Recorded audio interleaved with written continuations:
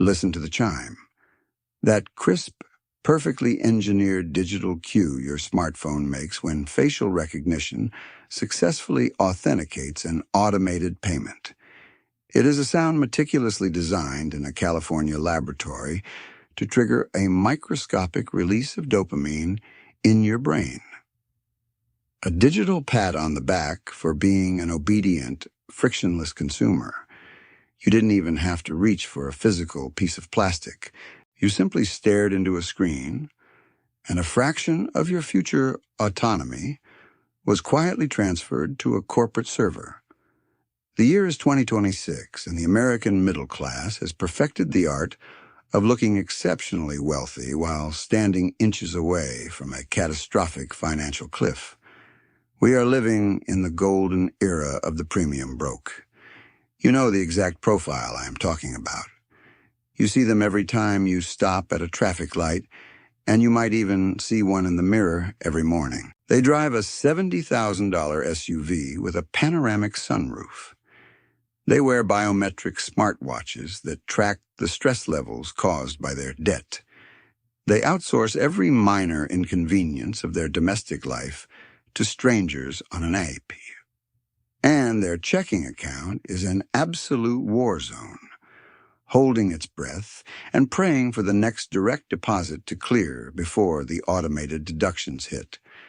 Society has successfully convinced you that financial ruin is a spectacular, cinematic event, a dramatic explosion of terrible, obvious decisions, like gambling away a mortgage at a casino or buying a luxury sports car on a substitute teacher's salary. That is a comforting lie.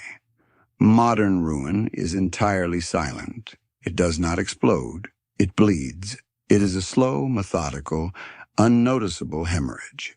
You are being financially slaughtered by the complete normalization of outsourced living and microtransactions. The market has weaponized your exhaustion. Modern convenience is not a technological triumph for the consumer. It is a chemical anesthetic administered by the system to numb the pain of a 40-hour work week you despise, keeping you pacified just enough so you continue to show up again on Monday. Today, we are going to dissect 8 specific, socially accepted financial black holes that the middle class will religiously fund this year.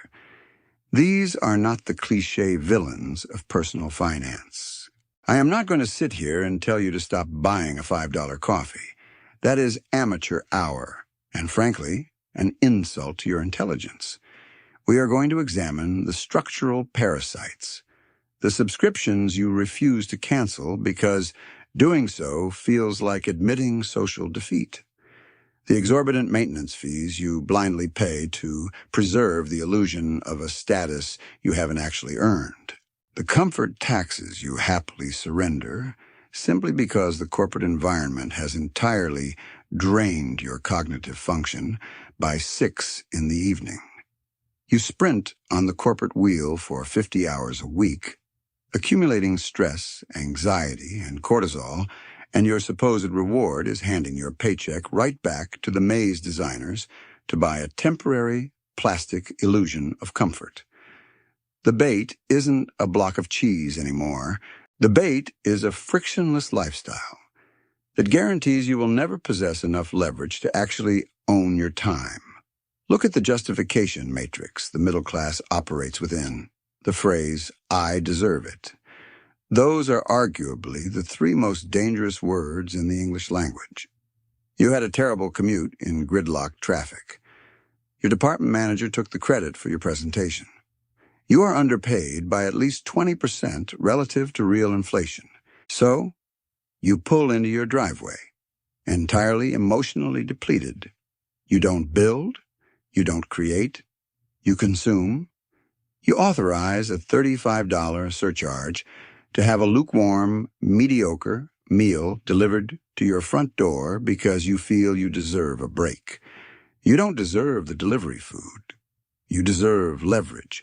You deserve the optionality to walk into a toxic office on a Tuesday morning and hand in your badge without a second thought. But every single time you buy into the anesthesia of modern convenience, you are voluntarily extending your own sentence in the labor camp. You think these 8 expenses are simply the unavoidable cost of existing in the modern world. You write them off as harmless, necessary components of a decent lifestyle. But the brutal truth isn't just that these specific habits are keeping you broke. The terrifying part is the invisible psychological engineering behind why you violently refuse to let them go. And once you understand the exact mechanism they use to extract your wealth while you are utterly defenseless, the frictionless economy doesn't want your life savings in one violent robbery. It wants a direct pipeline to your checking account, bleeding you out in increments of $14.99 until your pulse stops. Rule 1.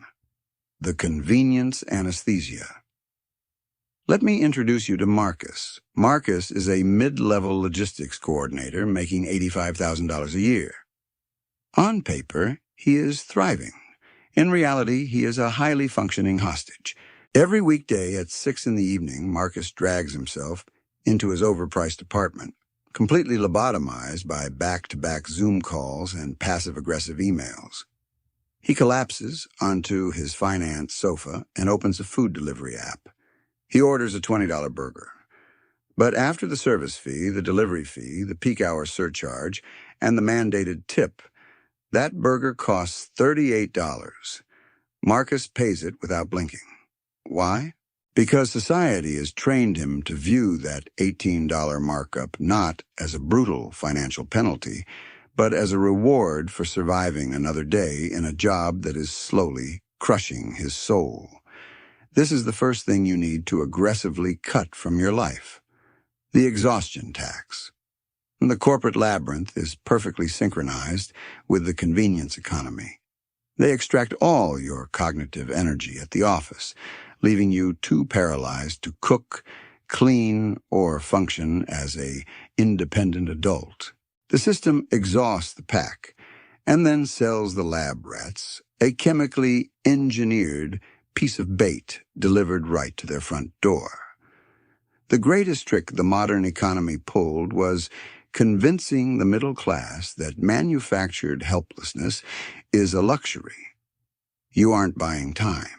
You are financing your own domestication. And the trap gets deeper when we look at the digital leashes you voluntarily strap around your own neck. Rule 2. The status subscription trap. The second drain is the premium tier of absolutely everything. The middle class of 2026 is terrified of encountering a single advertisement, so they subscribe to 15 different platforms to maintain a frictionless digital existence. Ad-free video, high-fidelity music, premium cloud storage to hold 10,000 photos you will never look at again, and elite meditation apps to cure the anxiety caused by all your credit card bills. You convince yourself these are microtransactions. It's just $10 here, $15 there. But you are ignoring the psychological rot underneath. You are paying a monthly ransom to avoid minor inconveniences. The corporations recognize that the American consumer will tolerate infinite price hikes as long as the payment is automatically deducted from a piece of plastic before they wake up. You are renting your lifestyle. Every time you authorize a recurring digital charge, you are handing a corporation a permanent lease on your future labor. You are working Tuesday mornings just to pay for the right to skip a 30-second commercial on a screen. It is a pathetic exchange of life energy for momentary comfort. Then, there is the physical manifestation of this exact same disease. Rule 3. The parasitic maintenance fee. The third item is the modern illusion of high-end technology. Stop paying for hardware as a service. You don't own your smartphone anymore. You entered an infinite upgrade loop where you pay $45 a month forever to carry a glass rectangle that tracks your location and serves you targeted ads. You treat this device like a vital organ. You upgrade every 12 months, terrified of being seen with last year's camera lenses, trapped in a relentless cycle of micro-status signaling. You are funding a trillion-dollar company's stock buybacks while your own net worth flatlines. The people engineering these devices sit in glass offices in Silicon Valley, designing intentional obsolescence, knowing exactly how to exploit your fear of falling behind. They didn't build a phone. They built a digital mousetrap, and you walked right into it, swiping your credit card to ensure the door locked firmly behind you. Which brings us to the fourth, and perhaps most humiliating expense the middle class has normalized. Rule 4, the illusion of ownership. Outsourced basic competence, the dog walkers, the grocery shoppers, the mobile detailers who come to your driveway to wash a car you don't even possess the pink slip for. The middle class has entirely forgotten how to execute basic human tasks, trading premium dollars to have gig workers perform chores our grandparents did before breakfast. You tell yourself you are buying back your time. That is the lie the algorithm fed you. If you were truly buying back your time to build a business, study a high-income skill, or orchestrate your escape from the corporate machine, that would be a calculated investment. But you aren't doing that. You pay a stranger $25 to walk your golden retriever so you can spend that exact same hour mindlessly scrolling short-form videos on a couch, passively consuming content created by people who are actually getting rich. You are bleeding capital to protect a lifestyle that exists entirely in a state of suspended animation. But if you think these daily comfort expenses are harmless, you haven't looked at the terminal velocity of the math. Because when we isolate the true cost of this frictionless existence and project it over the next 3 decades, the numbers stop being a gentle wake-up call. They become a financial death sentence. Let's talk about the math of the Zillow millionaire. You log into your banking app on a Tuesday morning. You see the green arrow pointing up. Your house went up $80,000 in estimated value over the last 2 years. Your brain, conditioned by a lifetime of consumption programming, immediately converts that digital, unrealized number into spending power. The bank senses the dopamine hit. They send a beautifully designed, pre-approved home equity line of credit offer to your mailbox. They call it unlocking your home's hidden potential. And let's call it what it actually is, selling your future time on this earth for temporary drywall and stainless steel. Let's run the brutal, unfiltered numbers. The bank grants you a $50,000 HELOC at an 8% variable interest rate. You upgrade the kitchen, you install the massive marble island, you buy the professional-grade stove that you barely use because you're always too exhausted from working to cook. You invite your friends over. You feel like a financial genius. But here is the liquidity trap they buried in the fine print. That $50,000 wasn't income. It was a liability disguised as a lifestyle upgrade. Over a standard 10-year repayment period, you aren't paying back $50,000. With the interest compounding quietly while you sleep, while you drive, while you argue with your spouse, that kitchen remodel will drain nearly $75,000 of actual post-tax cash from your checking account. Think about what that mathematically means. To generate $75,000 of clear take-home cash, assuming a standard tax bracket, you need to earn over $100,000 in gross salary. You just committed $100,000 of your future labor, your stress, your unrecoverable life energy, just to change the color of your cabinets. People confuse equity with liquidity, and that's exactly how the financial sector feeds on the middle class. A net worth tied exclusively to the roof over your head isn't wealth. It's a hostage situation negotiated by a mortgage broker. You can't buy groceries with a quartz countertop. You can't pay for a medical emergency by handing the hospital a piece of your beautifully landscaped backyard. When you are rich in property estimates but broke in daily cash flow, you are completely defenseless against the volatility of the real world. This brings us to the ultimate silent killer, the cost of opportunity. If you had taken the monthly payment required for that home equity loan, roughly $600 a month, and redirected it into a boring, unsexy S&P 500 index fund, the math changes violently. Over the same 30 years you spend paying off the primary mortgage and the renovations. That $600 a month compounding at an average 7% return wouldn't just buy you a kitchen. It would grow to over $700,000 of liquid, untethered freedom. But you didn't choose the freedom. You chose the granite. You chose the aesthetic of success over the mathematics of survival. And the banking machine loves you for it. They package your desire for domestic validation into a financial derivative, sell it to Wall Street, and collect the spread while you stress over scratching the new floorboards. The home appraisal is just the smell of the premium cheese, masking the heavy steel bar of the variable interest rate that's about to snap violently on your neck. Phase 3. The illiquid prison. Let's dig deeper into the physical reality of this mathematical hemorrhage. You are now working 45, maybe 50 hours a week.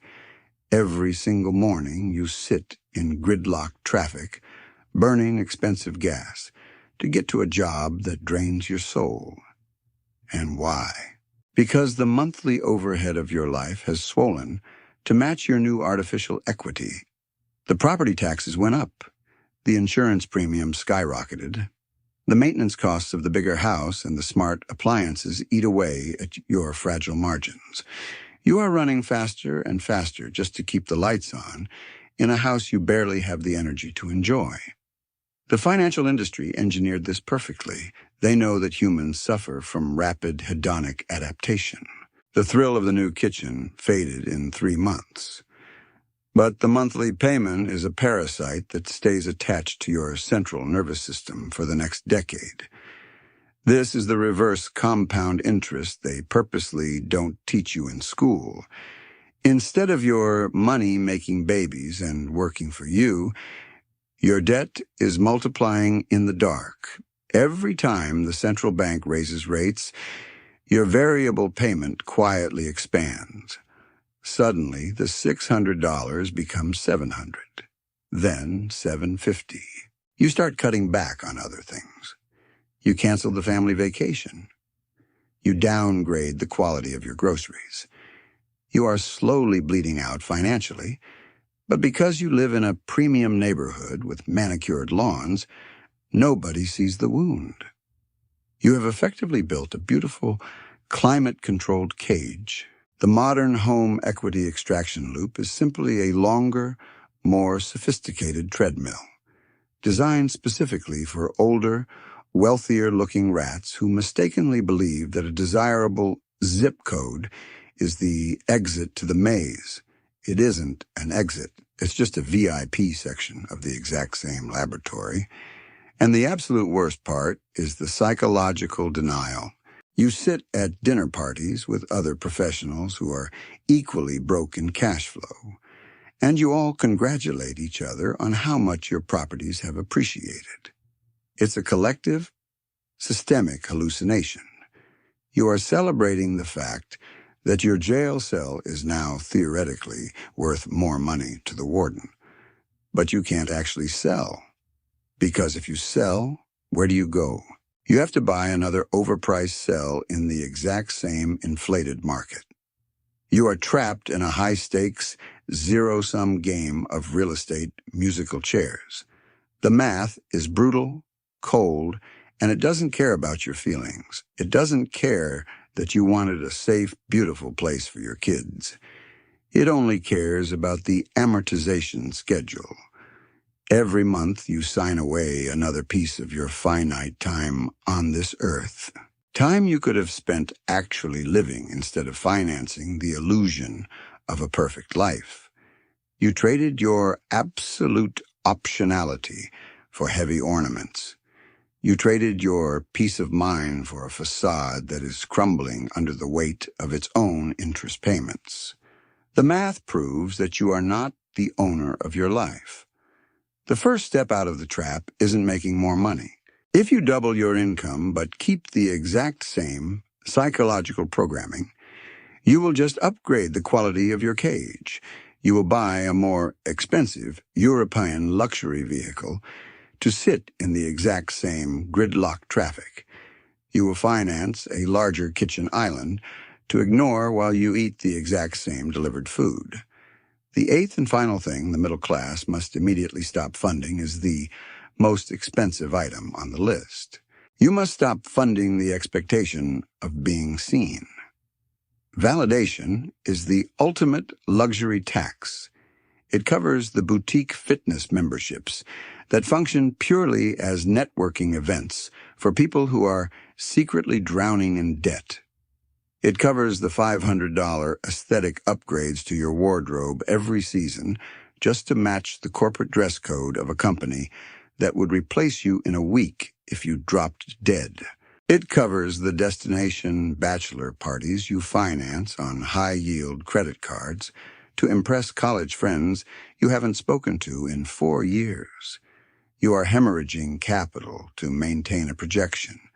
You are paying a massive premium to exist in the peripheral vision of people who do not actually care if you succeed or fail.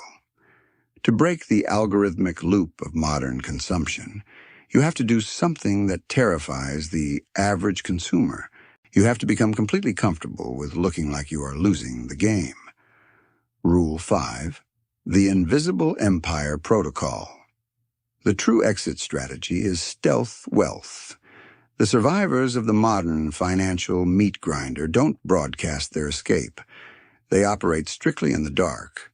While the premium broke are busy leasing $90,000 SUVs to signal their middle management promotions, the escapees are driving heavily depreciated, aggressively reliable Japanese sedans, while the pack is arguing over variable interest rates to secure a prestigious zip code.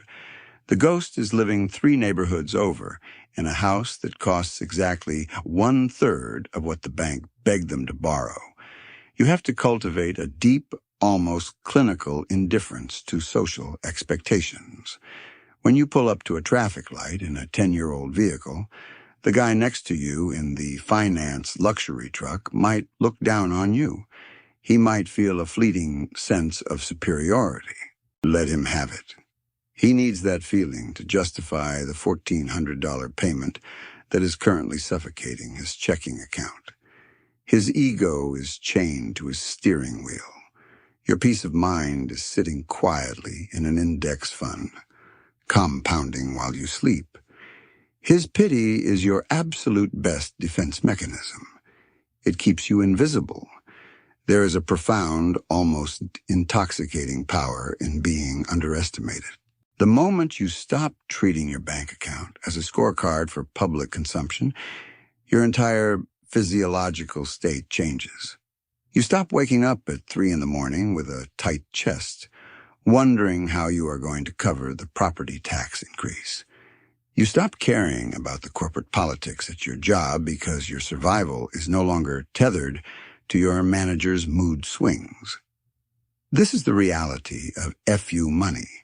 It isn't about buying a private jet. It is about the quiet, brutal leverage of knowing you can walk away. It is the ability to sit in a Monday morning performance review, listen to a toxic superior, make an unreasonable demand, and look them dead in the eye with zero fear.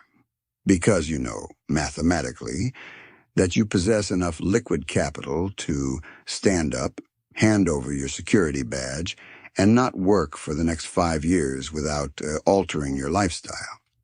That level of autonomy radiates off you. People can smell it. You can't fake that posture with a designer suit. You can only buy it with discipline. The system was perfectly engineered to keep you on the treadmill.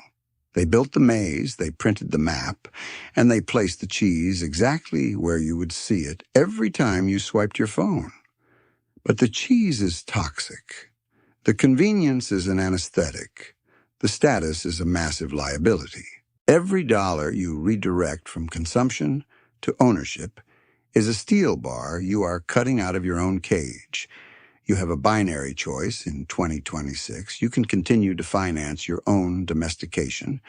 You can keep paying the exhaustion tax, the subscription ransoms, and the aesthetic maintenance fees until you wake up at 65, exhausted, illiquid, and entirely dependent on a broken government pension.